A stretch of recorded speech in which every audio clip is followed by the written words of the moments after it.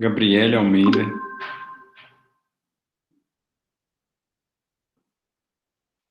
Guilherme Grossi, Igor Martins,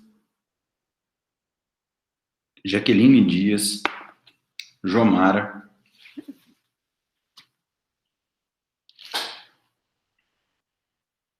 Kaique, Kênia,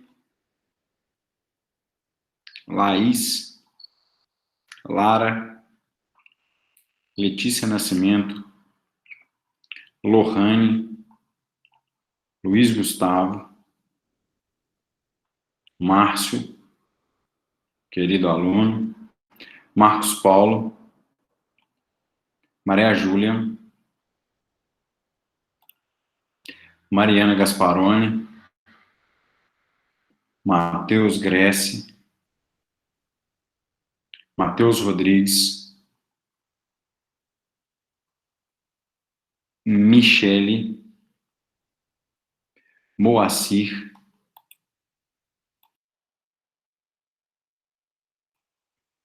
Monique Rodrigues,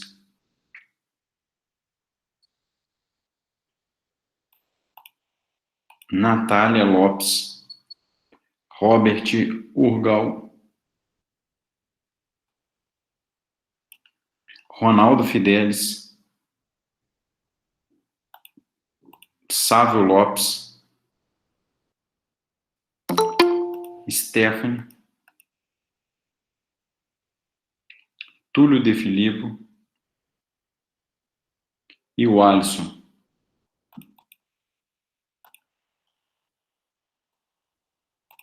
Ao final da aula, a gente volta com outra chamada, ok?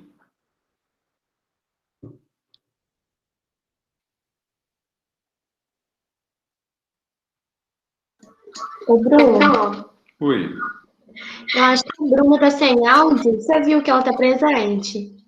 Quem? A Bruna? Eu coloquei presença aqui, Bruna Pinheiro. Você pulou o nome dela. Mas tá bom, então. Obrigada. Nada. Veja qual o ponto da matéria se eu terminei oposição.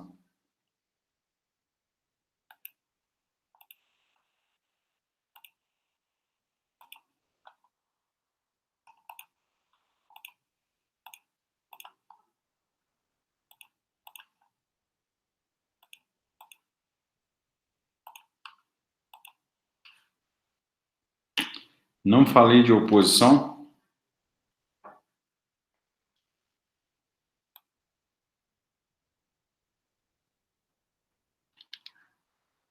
O que é esse NN aí? É não? Beleza. É SS, NN. Ótimo. Vamos lá. Ah, exatamente. A gente tem uma aula, uma perna de uma aula. Vamos falar de oposição. O material postado tem oposição e tem um material como ação de partilha, mas na verdade a nomenclatura está errada, é possessórias.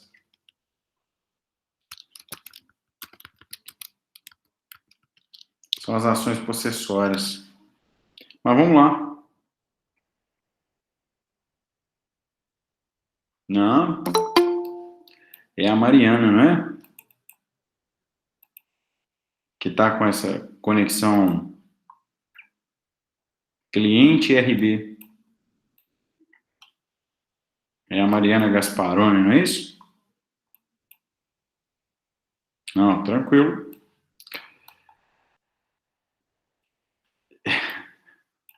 Tranquilo. Vou reproduzir aqui o material, só para confirmar se esse material se...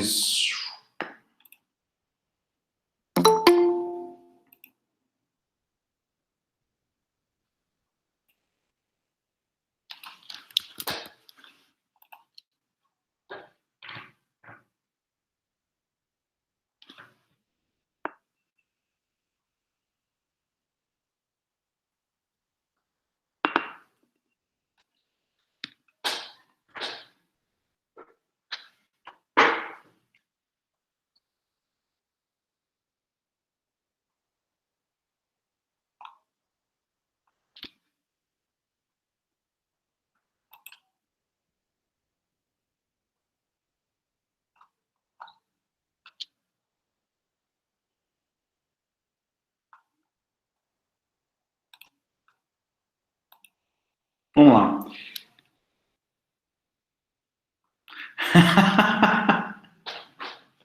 Eu sempre lembro disso.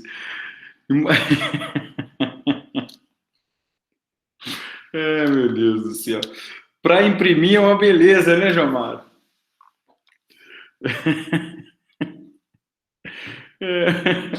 Muito bom, muito bom. Foi mal, eu esqueço, porque acaba que eu uso arquivos dos materiais e aí eu acabo esquecendo de transformá-los. Eu prometo que os próximos, a Lara vai me ajudar a fazer isso. Tenho certeza que ela vai pegar para me ajudar. Isso. Devolver os direitos políticos da Lara.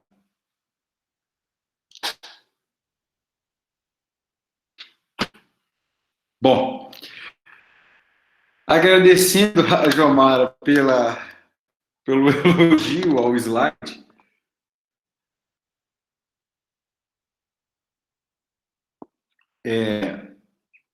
Vamos lá. E o que é oposição? O que é oposição?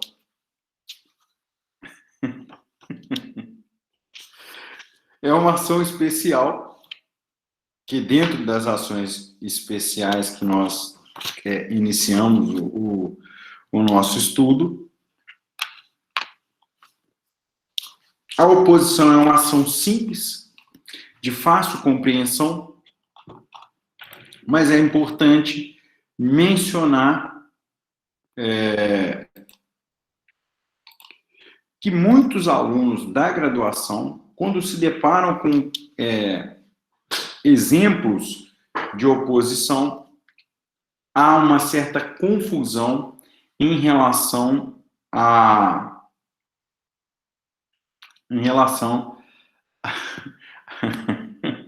eu tenho que fechar o chat aqui, senão eu fico rindo.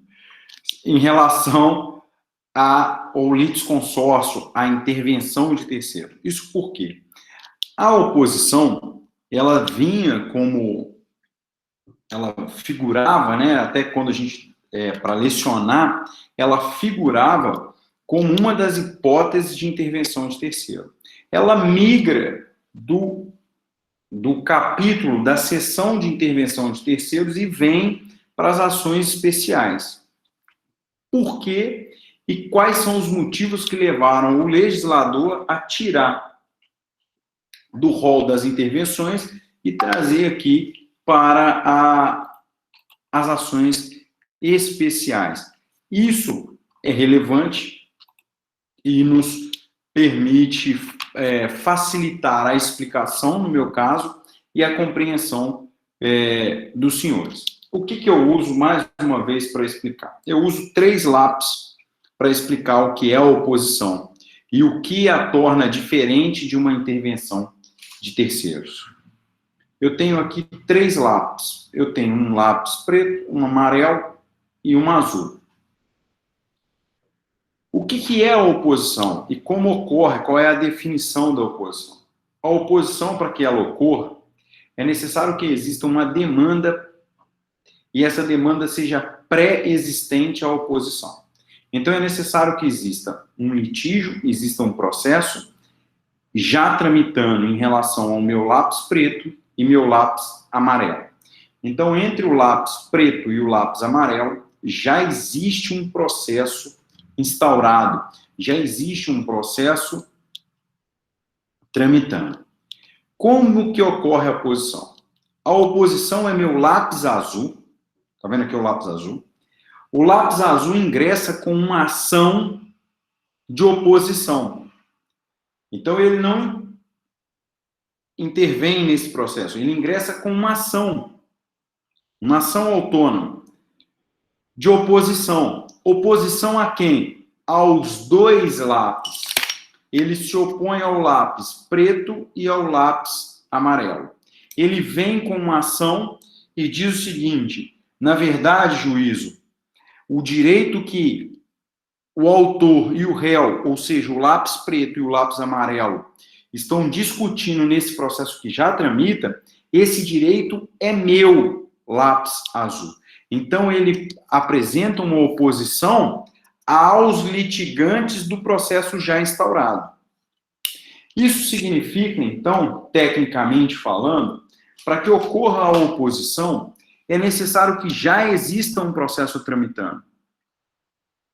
E que o objeto dessa ação seja alegado em outra ação agora da oposição, em face dos litigantes do processo anterior. Então, o que eu tenho aqui é um terceiro a uma relação jurídica, então um terceiro dessa relação jurídica. Esse terceiro, ele vem em juízo e diz, olha, tem um processo tramitando entre o lápis azul e o lápis preto, perdão, entre o lápis amarelo e o lápis preto. Mas, na verdade, esse direito é meu. Então, eu me oponho aos dois lápis. Isso significa, então, que eu tenho uma nova demanda em que o autor dessa demanda é o opoente, que opõe interesse aos litigantes daquela ação que já tramitava. Ok? Bom, dessa forma, parece que alguém levantou a mão. Deixa eu ver se alguém levantou a mão. Ah, não, foi o Breno que tirou uma dúvida. O Breno pergunta, ele se opõe a um processo autônomo? Exatamente, ele se opõe a um processo autônomo. A oposição é um processo autônomo. E aí, Breno e os demais alunos, vejam, esse terceiro agora passa a ser o autor da oposição. E quem são os réus da oposição? Aqueles que litigavam no processo anterior. Então, sempre no polo passivo da oposição vai existir um litisconsórcio. Concordam comigo? Compreenderam a minha colocação?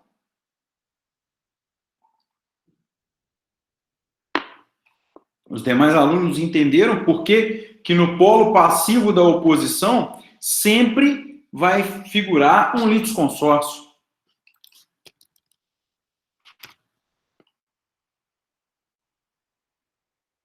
Todo mundo pegou isso aí?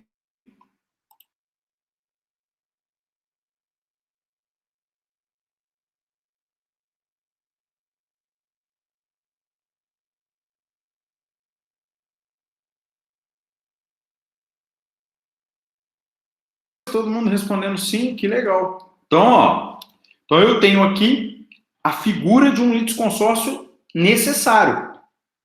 E você precisa classificar esse litisconsórcio. Mas vamos guardar essa informação para os próximos slides maravilhosos que nós temos aí, segundo a Lara e a Jomara, em que todos são coloridos, e a Jomara disse que foi sensacional imprimir os slides. Bom, com essas colocações, nós temos aqui um slide que ele traz para vocês exatamente a parte conceitual.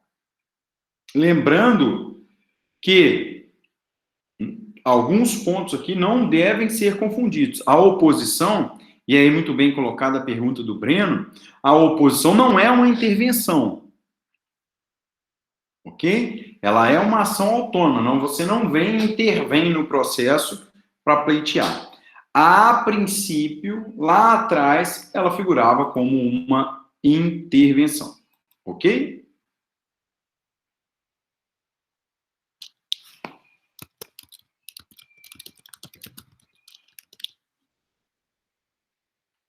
Tudo bem? Então tá aí, ó. Significa dizer que, por meio da oposição, o autor busca obter para si o direito ou coisa de disputa entre partes em processos já instaurados. Ou seja, num processo já instaurado, ele busca, então, o direito que é dele. Ok? Bom, aqui na sequência dos slides, eu venho trabalhando com algumas diferenciações do que seria embargos de terceiro, porque esse é um slide mais voltado para um pouco à frente na matéria. O que a oposição se diferencia dos embargos de terceiro, ok? A principal diferença é que nós estamos falando de momentos diversos, né? Um é um momento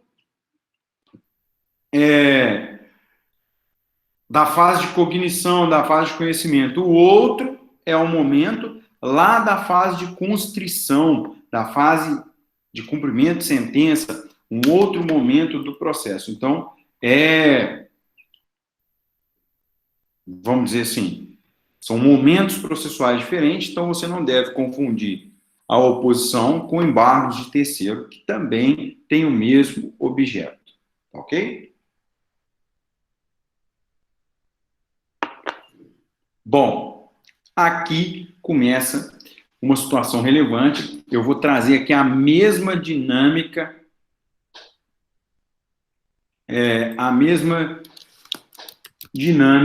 que eu usei na outra sala. Vou abrir aqui uma enquete. Qual o motivo do slide ter esse piano?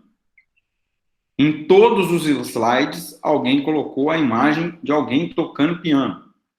E ao ler o slide, eu pensei, qual a relação esse ser humano estabeleceu entre uma imagem de alguém tocando piano e o instituto jurídico da oposição?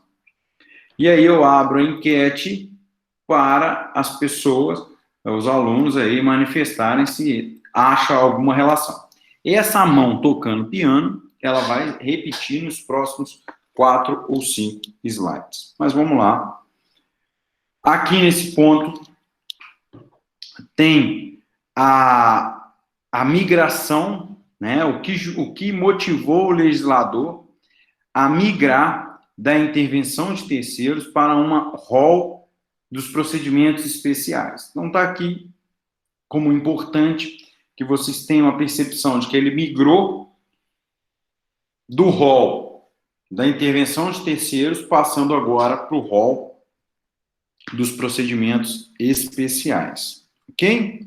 Bom, então vamos lá analisar aqui os artigos. E aí, com isso, nós analisamos os procedimentos para que a gente possa fazer o nosso exercício.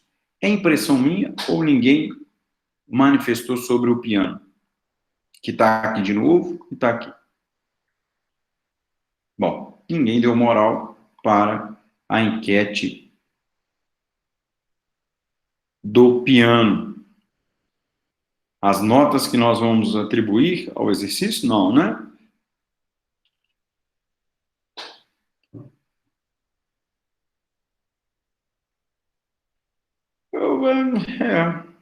Não sei. A música, um aluno disse que era...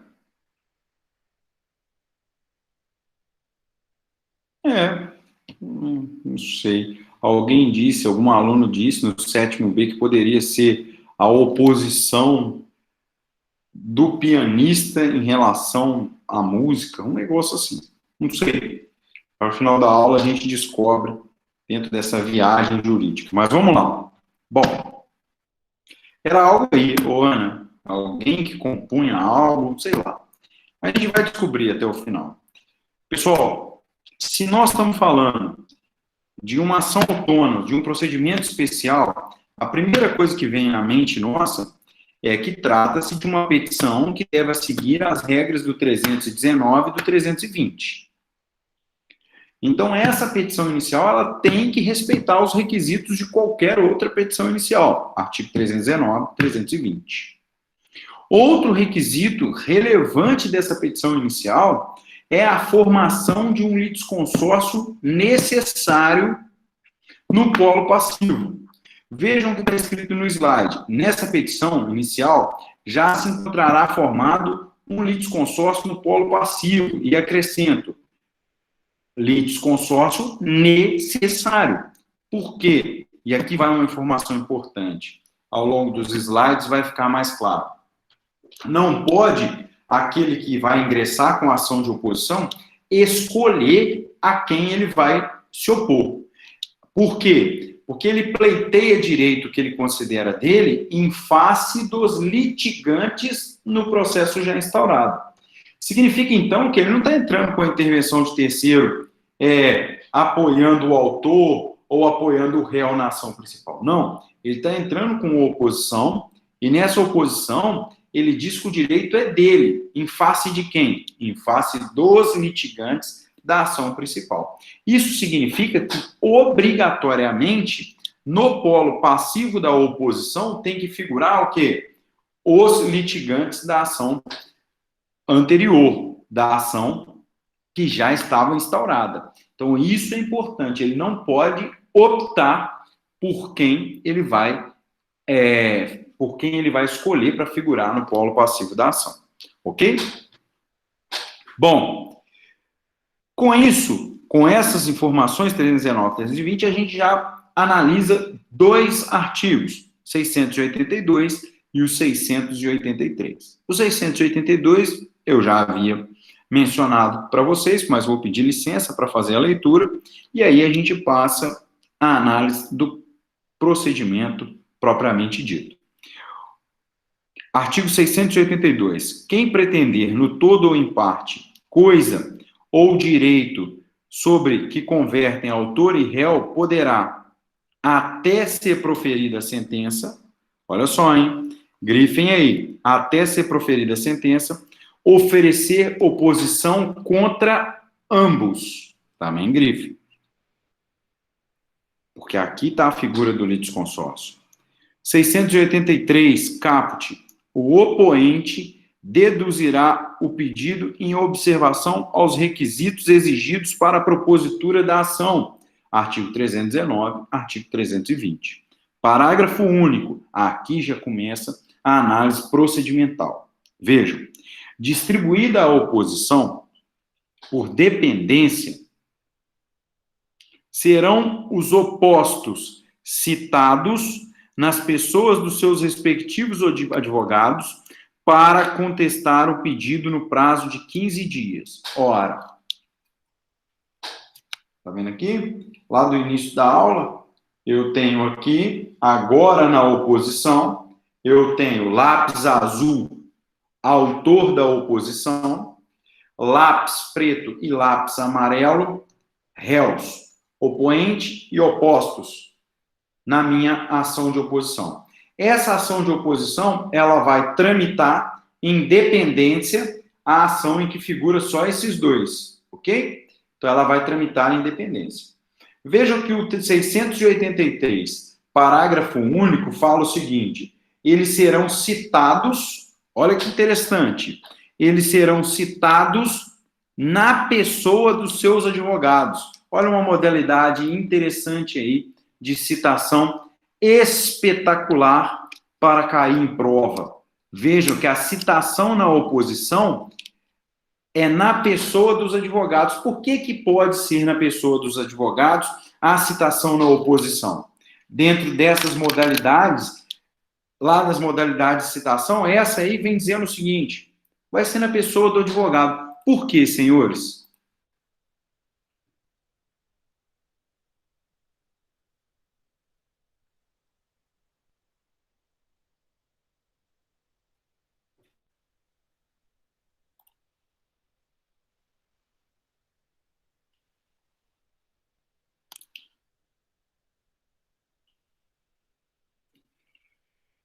Vejam, Robert, Márcio, porque com isso você otimiza, você torna, exatamente, você torna tudo mais célere e muito mais efetivo.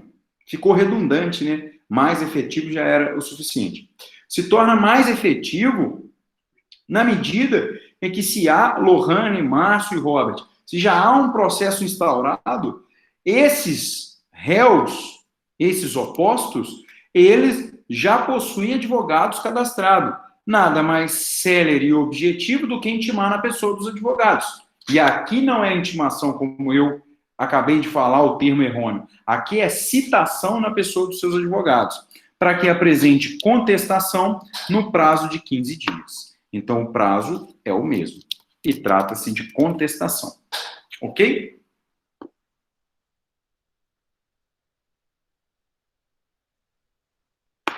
Bom, ao ser citado, os opostos podem adotar duas posturas.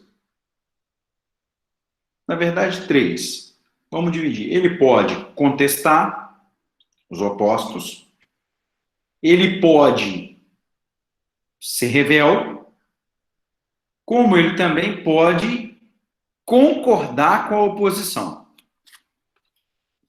Ele pode contestar, ele pode ser revel e ele pode concordar com a oposição.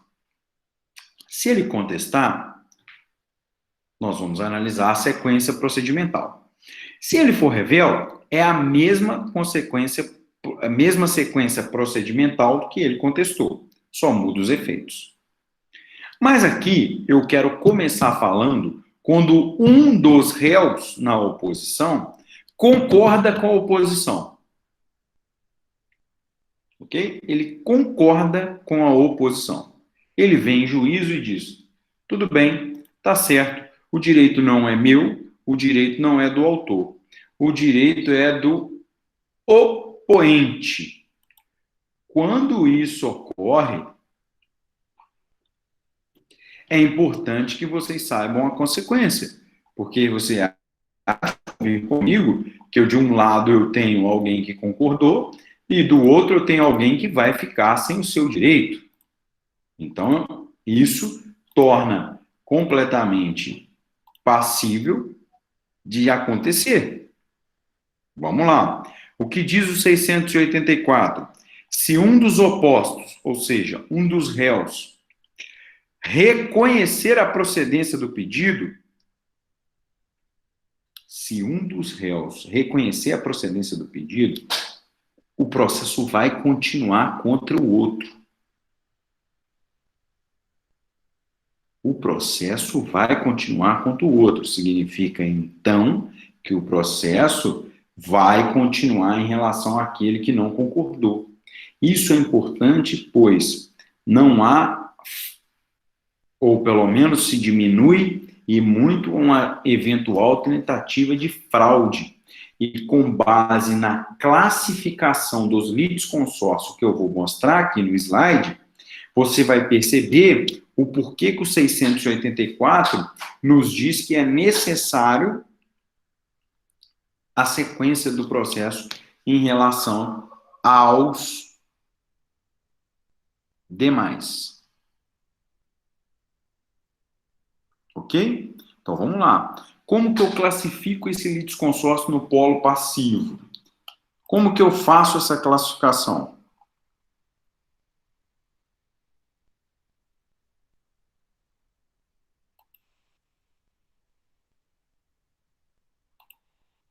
Primeira, está aqui o pianinho. Ela é inicial. Por que ela é inicial? Porque o processo já nasce obrigatoriamente com o litisconsórcio formado no polo passivo. Então, há uma formação obrigatória e o processo pode formar litisconsórcio ao longo dele? Não. É no momento que eu entro com a ação, tem que estar no polo passivo aqueles que figuram na relação processual já instaurada. Ok? Então, ele é um litisconsórcio inicial. Passivo. Por quê? Ora, porque ele está formado no polo passivo. Aqui nos traz uma informação relevante para o resultado desse processo e a aplicação do 684. É um litisconsórcio inicial, passivo e necessário. Por quê? Porque está previsto a sua formação obrigatória em lei. Por quê? Não há como você escolher para quem você vai ingressar com a oposição. Você tem que obrigatoriamente entrar contra réu e autor da ação principal. Ok? Isso porque está aqui, ó, 682, lá no seu final, oferecer oposição contra ambos. oferecer oposição contra ambos. Então, ele é um litisconsórcio inicial, passivo e necessário. Por fim, ele é simples. Alguém lembra do que é um litisconsórcio simples? Ou unitário? Unitário é o oposto do simples. Alguém?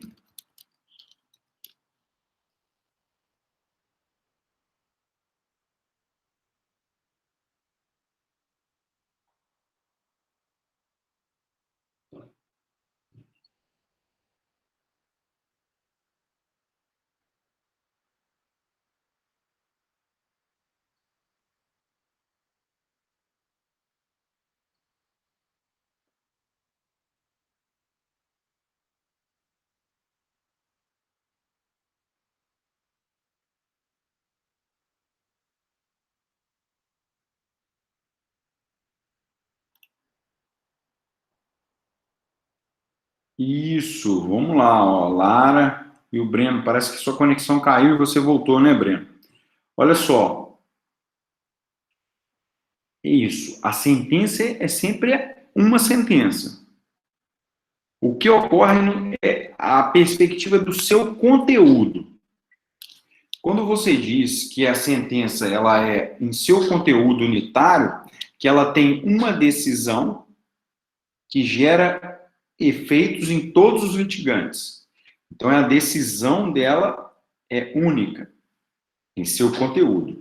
Já o simples é que a decisão ela tem em seu conteúdo diversas aplicações ou diferentes aplicações para os litigantes.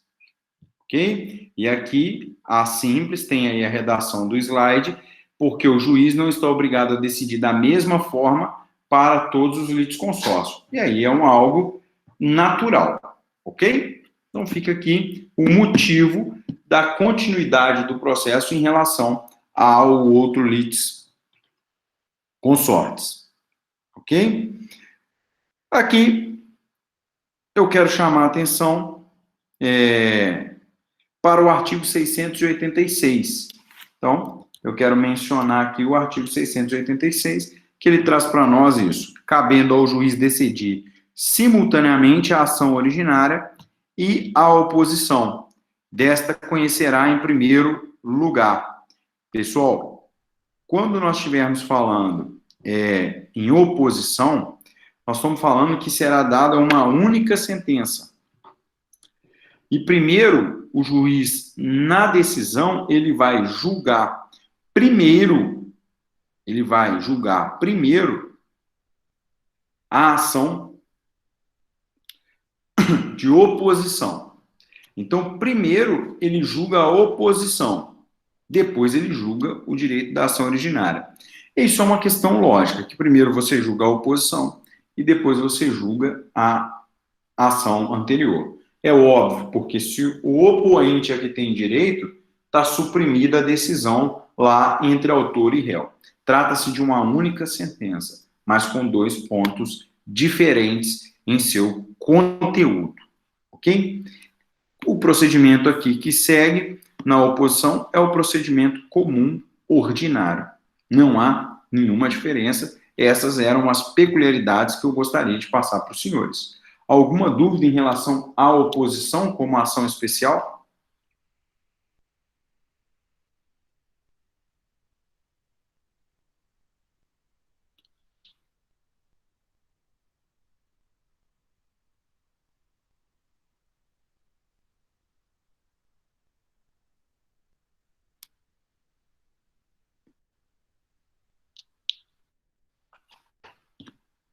Então vamos lá. Eu vou colocar o exercício para vocês. Então, a gente faz em todas as aulas. Enquanto isso, eu troco o material e passo o material para as ações possessórias. Galera aí que sabe tudo de direito civil, de esbulho, turbação, vai se deleitar com essa nossa aula das ações possessórias. Só um instante que eu vou colocar o exercício aqui para os senhores.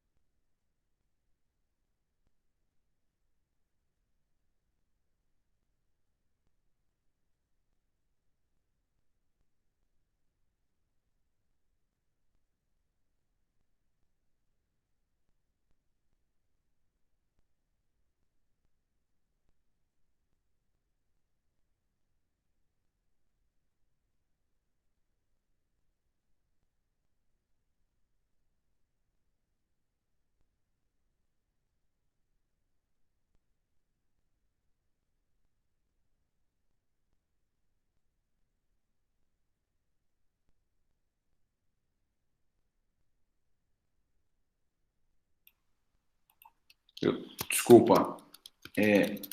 É possível a apresentação de oposição em fase de execução? Fase processual da execução. Justifique apresentando os argumentos jurídicos. Ok? São 9h45. A gente vai dar uns minutinhos e aí a gente dá sequência. Enquanto isso, eu troco a apresentação do material para as ações possessórias. Ok?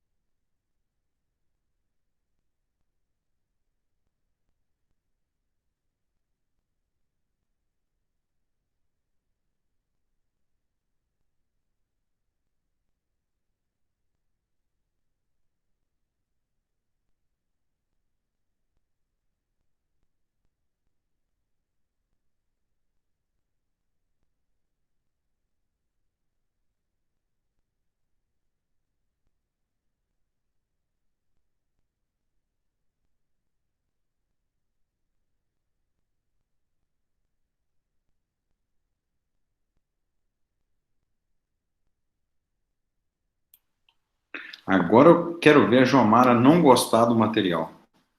Material lindo também. Muito lindo.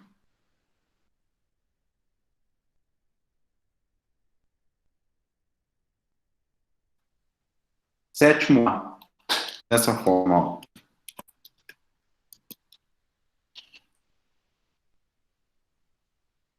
Não, nada de trabalho relâmpago.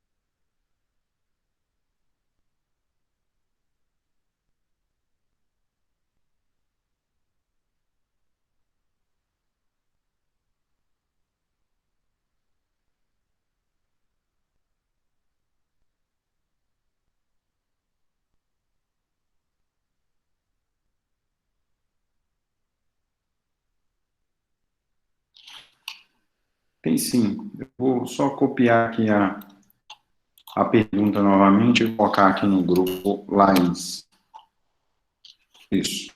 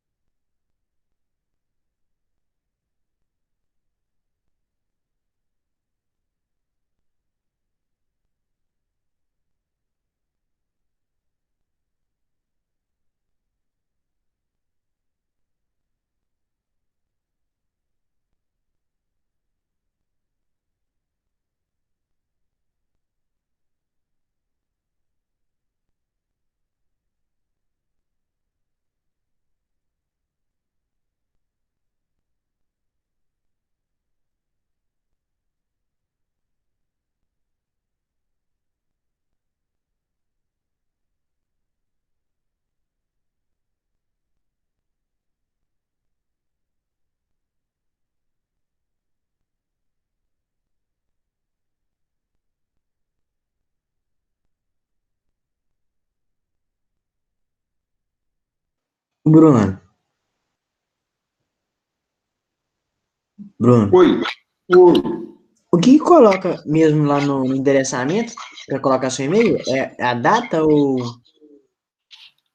Não, só assim, ó. Eu vou colocar no grupo aí, sétimo A. Ah, Um assunto, né? obrigado.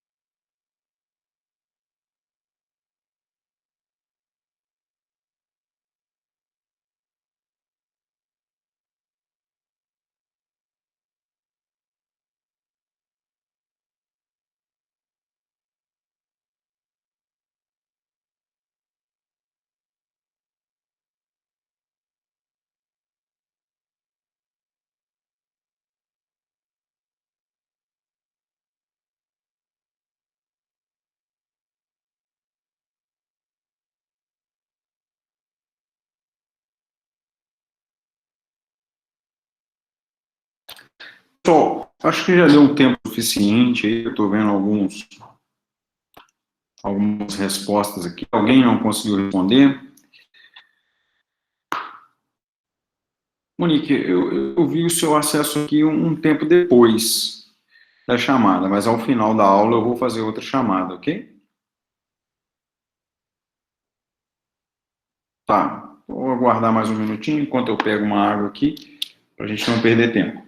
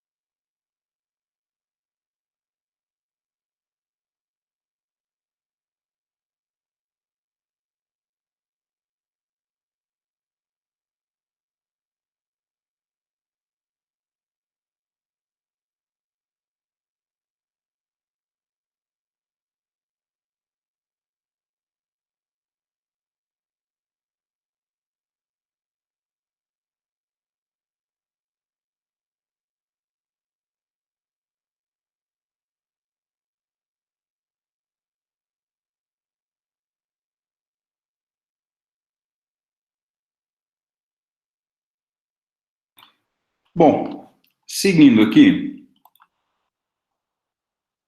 Ô, Bruno, Oi. será que não teria como você dar, depois que você, tipo assim, falar assim, a partir de agora não pode mais, os trabalhos enviados a partir desse momento não terão validade, tipo assim, tipo nesse sentido.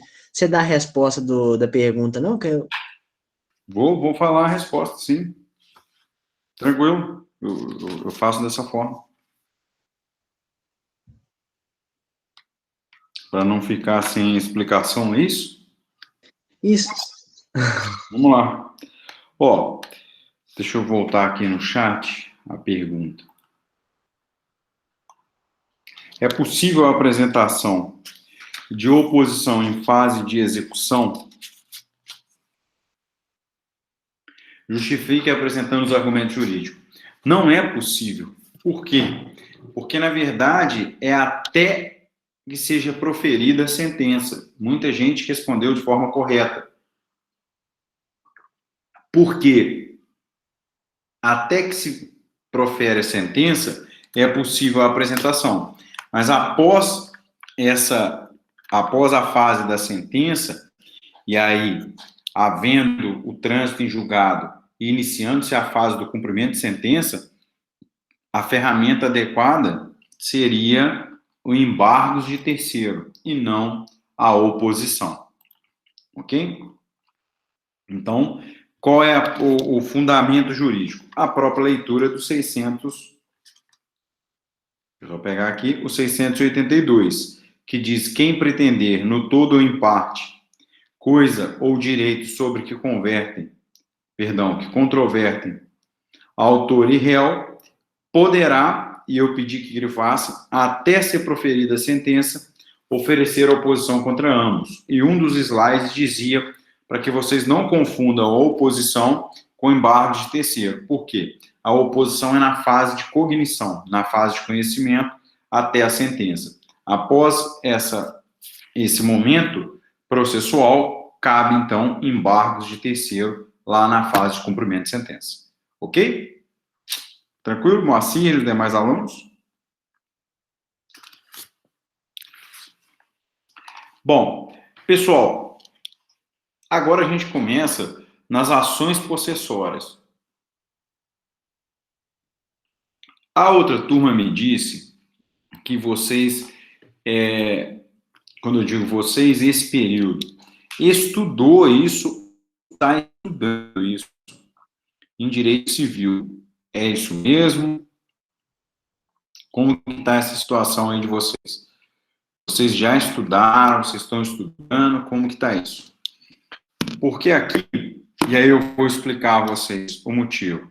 Aqui, vocês...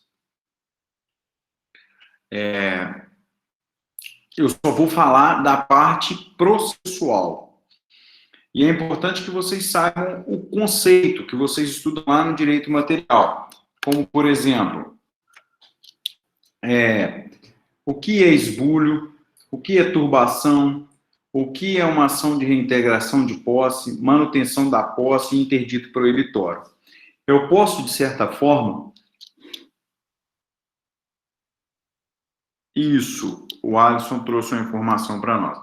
Eu posso, de certa forma, mencionar, só para fazer uma pequena introdução, né, do que seria a turbação, do que seria o esbulho. Vamos lá. Quando eu tenho uma conceituação de reintegração de posse, manutenção de posse e interdito proibitório, que estão lá nos artigos do 554, é o nosso objeto de estudo, até o 568. Vejam, toda vez que eu estiver falando de ações possessórias de uma forma geral, dentro das disposições gerais do CPC, é importante que vocês saibam que nós aqui estamos analisando a posse. Então, os legitimados são aqueles que detêm a posse. E o que seria, e quando seria possível a reintegração, a manutenção e o interdito proibitório? Eu sempre digo aos meus alunos que são violações ou ameaça de violação o direito à posse. Mas o momento em que essa violação ocorre é que diferencia a aplicação de uma ação de reintegração, de manutenção ou de interdito. A reintegração, eu perdi a posse. Eu preciso reintegrar a posse. A manutenção é quando há uma tentativa de violação da minha posse de forma contemporânea. Aí eu entro com a manutenção da posse, que eu me mantenha naquele momento da posse. O interdito proibitório é voltado para um futuro, que ele tem receio de violação da sua posse. Então eu sempre falo isso com os alunos, que aqui nós estamos falando de violações da posse, mas que cada momento em que ela ocorre, passível de reintegração, passível de manutenção e passível de interdito proibitório. Bom, o que é a turbação, então? E quando é cabível a turbação? E quando é cabível o esbulho? Por quê? Se eu estou diante de uma turbação, é uma ação. Se eu estou diante de um esbulho, é outra ação. E, por fim, o interdito proibitório. Todo mundo está lembrando disso aí? Quando nós temos o esbulho, quando nós temos a turbação? O esbulho é a perda total. A turbação é um incômodo ou a perda parcial ou de algum poder sobre a posse.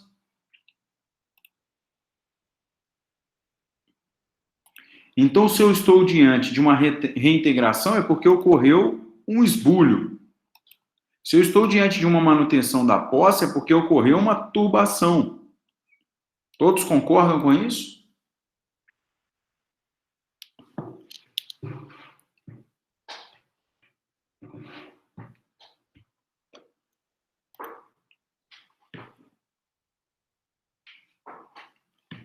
Isso, ok. Isso aí, o Moacir colocou para a gente um esqueminha ali, muito bom. Turbação, manutenção, esbulho, reintegração e ameaça, interdito proibitório. Bom, feitas essas considerações iniciais, nós temos aqui uma gama de artigos a serem analisados. Vou voltar aqui um pouquinho que são os artigos relacionados a disposições gerais quando se está diante das ações possessórias. Vamos lá. Eles vão dos artigos 554 até o artigo 559. São as disposições gerais. Dentro dessas disposições gerais, eu coloco no material a transcrição do artigo, coloco uma jurisprudência, mas eu quero falar, na verdade, deixa eu dar um pequeno zoom aqui. Aí, acho que ficou melhor agora para visualizar. Eu quero falar da fungibilidade. Todos vocês sabem o que é a fungibilidade. A doutrina, a jurisprudência, permitiu a aplicação da fungibilidade. Por que isso? Porque conceituar ou extrair na prática o que é turbação, o que é esbulho e o que é ameaça, torna muitas das vezes uma linha muito tênue do que seria, por exemplo, turbação ou esbulho. O legislador, então, trouxe separadamente na seção 2 e na seção 3, a seção 2 abarcando manutenção e reintegração e a seção 3, interdito. Mas quando a gente está diante das disposições gerais, isso se torna algo muito tênue a separação.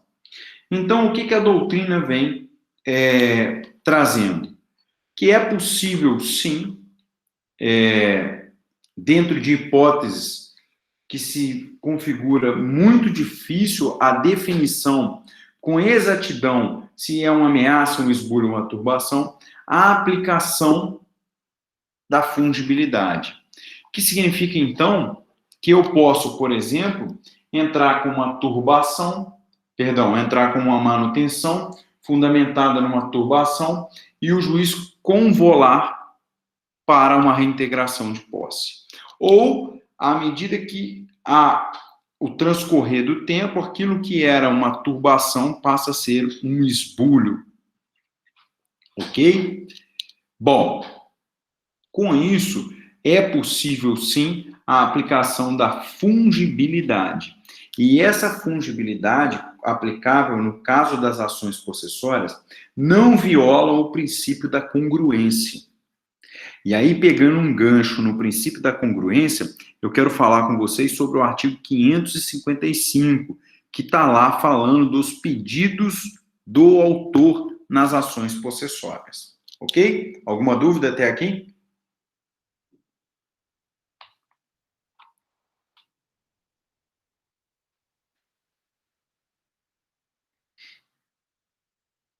Perfeito. Bom, diz assim o 555.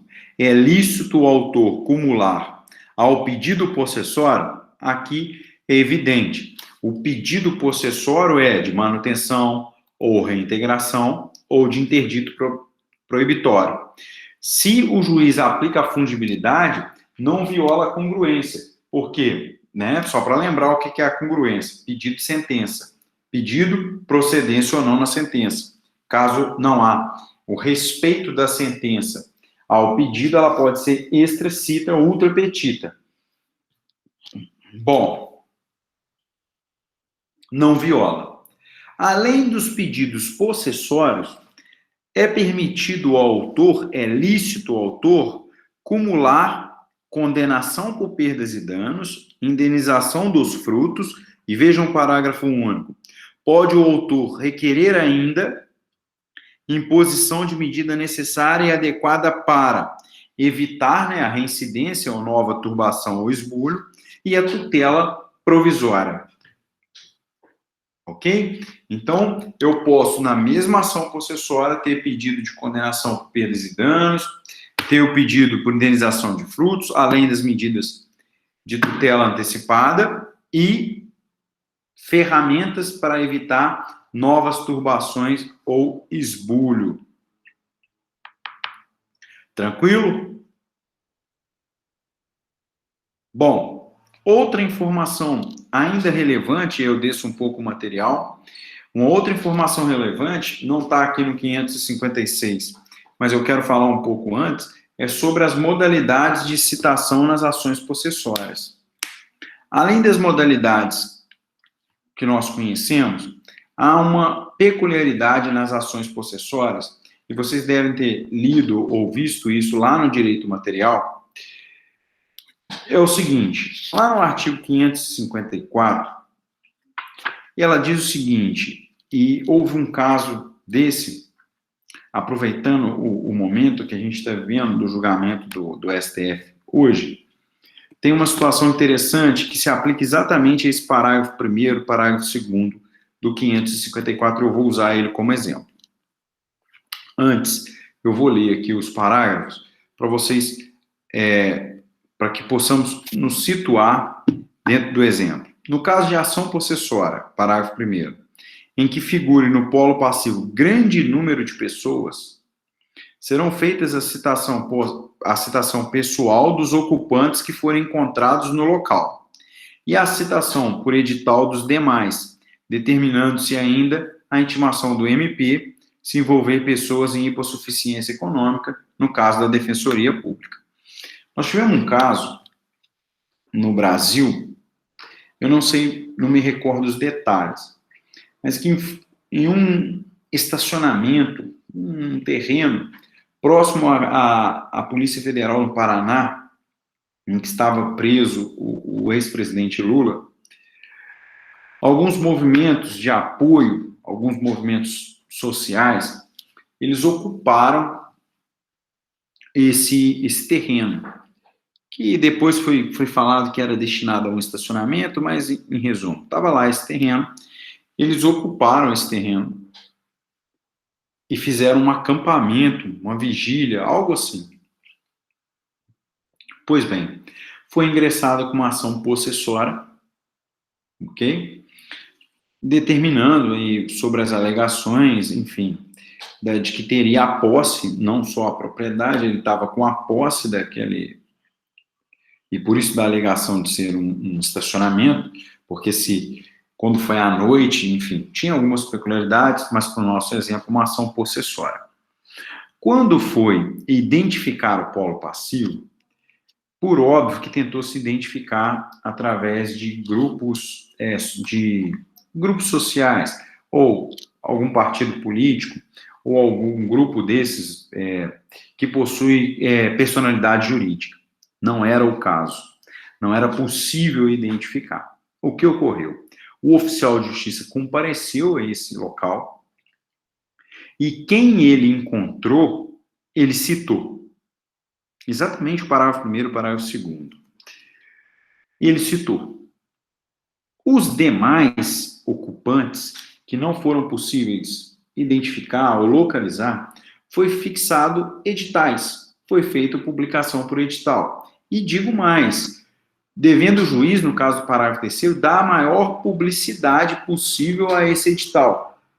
Então vejam que é uma peculiaridade, está lá no parágrafo 2º. Para fim de citação pessoal prevista no parágrafo 1º, o oficial de justiça procurará os ocupantes no local por uma vez, citando-se por edital os que não forem encontrados. E isso foi muito interessante, que é um exemplo aí de uma ação possessória, e o parágrafo 3º vem dizendo que o juiz deverá determinar que se dê ampla publicidade da existência da ação prevista no parágrafo 1º e dos respectivos prazos processuais, podendo, para tanto, valer-se de anúncios em jornal, em rádios locais, da publicação de cartazes na região do conflito e de outros meios. Nesse caso específico, foi fixado no local os editais, ok? Foi como se fossem cartazes. Isso é uma peculiaridade das ações possessórias e eu acho que engrandece muito a compreensão de como é feita essa citação. Por quê? Ao elaborar uma inicial de uma ação possessória, esse é um ponto que causa uma maior dificuldade, a identificação dos ocupantes daquele local, por exemplo. Como que você vai identificar? Se você tem um movimento social, por exemplo, você consegue a identificação dos líderes e consegue a identificação da personalidade da pessoa jurídica que ali está ocupando. Então, você consegue uma melhor estruturação do polo passivo para a citação. Caso contrário, você vai ter que aplicar as regras do parágrafo 1º, 2º e 3º, sem nenhuma dúvida aí. Ok? Bom, feitas essas observações aqui, todo mundo entendeu o meu exemplo? Lembram do exemplo? Lembram desse caso? O sim é de lembrança do caso ou compreender o exemplo?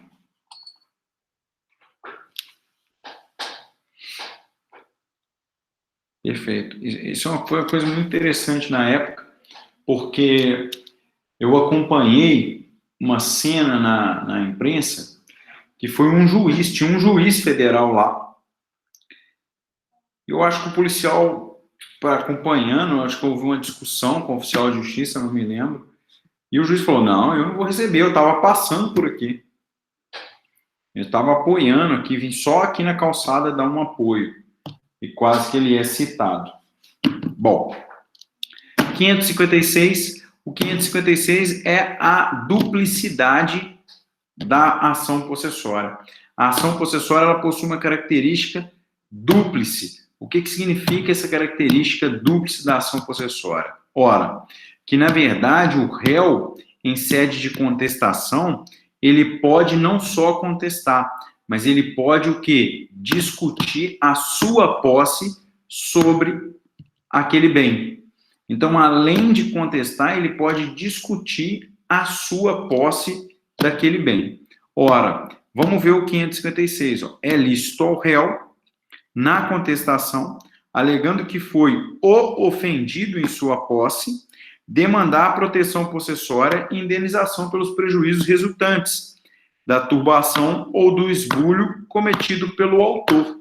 Isso significa, então, que a ação possessória ela tem natureza dúplice, porque o réu pode, na contestação, dizer que foi ele que sofreu a turbação ou o esbulho. E isso não se confunde com uma reconvenção. Ficou claro? Isso não se confunde com a reconvenção.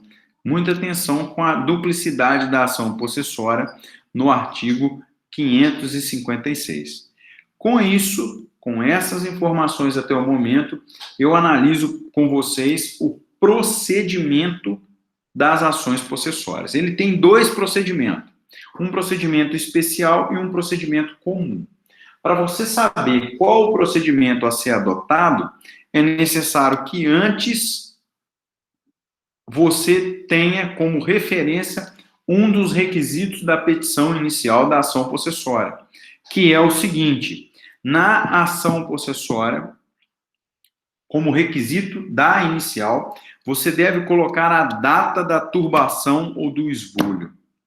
Significa, então, que um dos requisitos da petição inicial é você colocar a data da turbação ou do esbulho. Eu vou repetir, você tem que colocar na inicial a data da turbação ou do esbulho. Por que que você deve colocar essa data? Olha o que diz o 558, caput, parágrafo único. Regem o procedimento da manutenção e da reintegração de posse as normas da seção 2 deste capítulo, quando a ação for proposta dentro de ano e dia da turbação ou do esbulho, afirmado na petição inicial. Então, amigos, se você colocou a data e foi no ano e dia da turbação, o procedimento está lá do 560 até o 566, um procedimento especial. Se, e aí o parágrafo único diz para nós, passado o prazo, qual prazo? O que eu acabei de mencionar, que está no caput do 558, será comum o procedimento, não perdendo, contudo, o caráter possessório. Aí ele vai tramitar pelo procedimento comum ordinário do CPC. É óbvio que um é mais célere e objetivo do que o outro. Ficou claro a questão do procedimento? Sim. Com base nessas informações, a gente começa o estudo da manutenção e da reintegração de posse.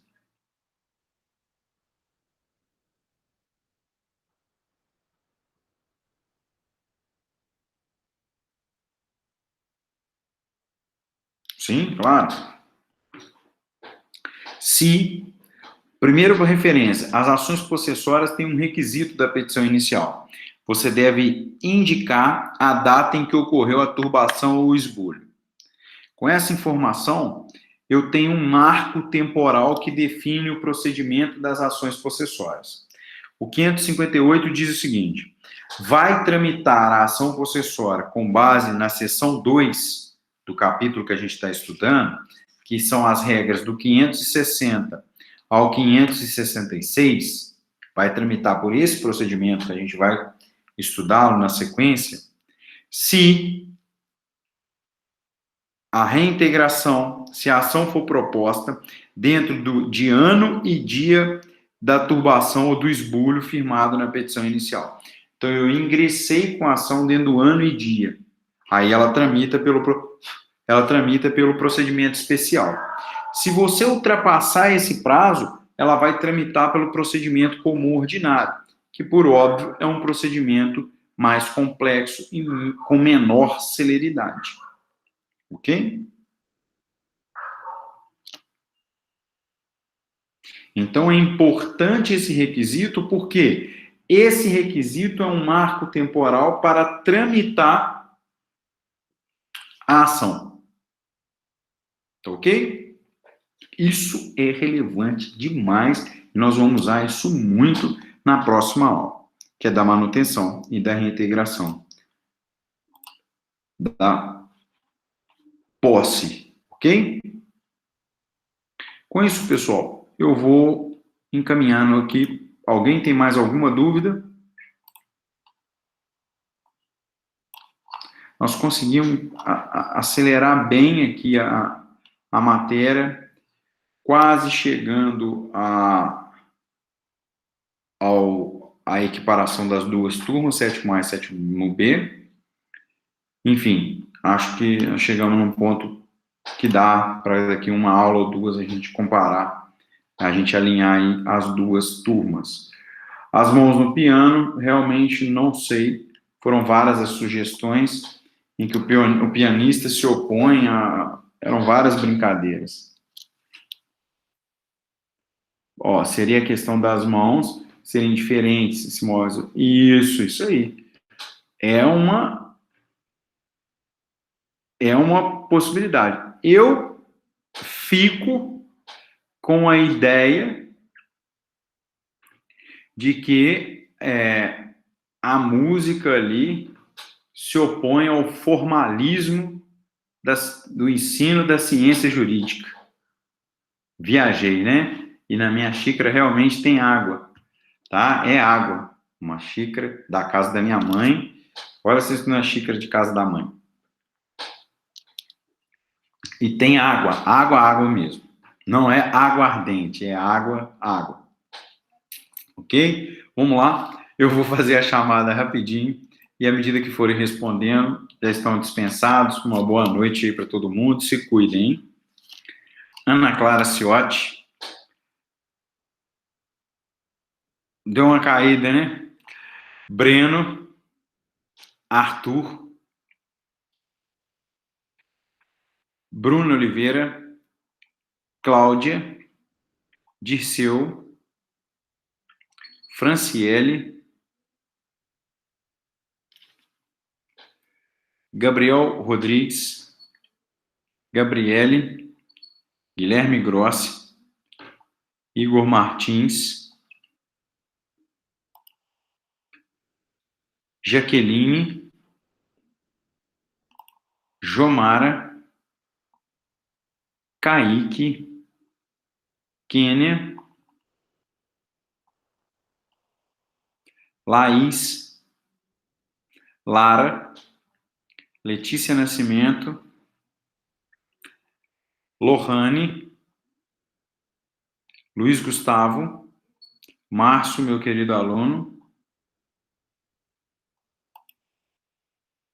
Marcos Paulo, Maria Júlia, Mariana Gasparoni,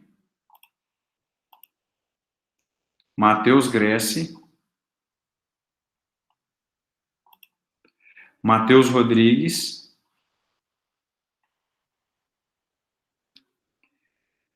Michele, Moacir, Monique, Natália Lopes,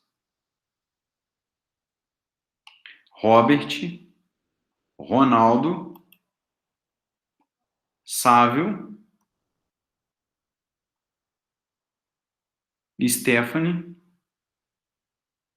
Túlio e o Alisson.